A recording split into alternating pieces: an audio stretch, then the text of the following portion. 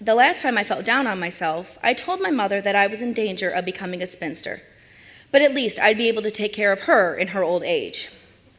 Her reply, "Well, that's bound to happen sooner or later."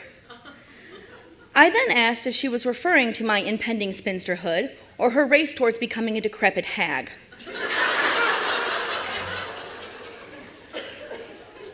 And my mother, in all her maternal glory, said, "Both, really, but at least you have a backup in life." And that's how it's always been with us. She doesn't mince words, she doesn't feed me false hope, and while I'm certain she doesn't think I'm going to end up a spinster, from her lips to God's ears, please, she's also not going to let me sit and dream of a happily ever after when reality is staring me right in the face. Because I'm no longer a child. I'm her child, yes. I'll always be her child. But now I'm her 30-year-old, pink-haired, divorced, stressed out, and rather loud child. Not much has changed in the last few decades now that I think about it.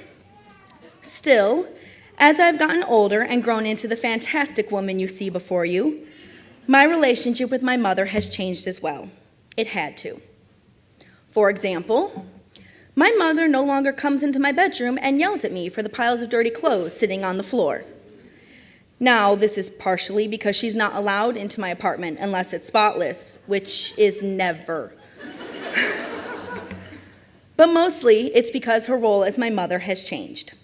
She isn't here to order me to do my chores or threaten me with my tiny grandmother coming over with a big garbage can to shit can everything.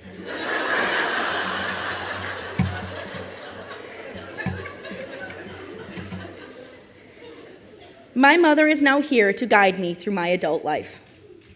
She's here to comfort me when my heart is broken. I call her when I'm stressed about work and need her advice on how to muddle through my career. And when I'm lonely or sad, she's there to have my dad cook me dinner and listen to me complain for a few hours. I'm sure if she still remembered how to cook, she'd make those meals for me herself. But beggars can't be choosers. My relationship with my mother has gone from eating sardines and crackers while watching football to having a few cocktails over a nice dinner. In some ways, it's completely different, but at the same time, nothing has really changed. She'll always be my mother, and I'll always be her daughter. But now we're becoming something so much more for each other. As we both grow in life and age, we are becoming friends. She's the best friend I'll ever have. And I apologize to my best friend in the audience, but I fully expect you to love your kid more than you love me anyhow.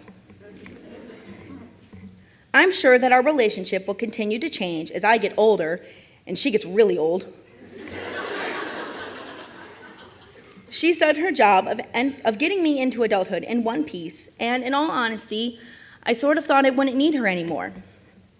I was wrong. Holy hell, I was wrong. I need my mother more than ever, because being an adult is harder than I ever thought it would be.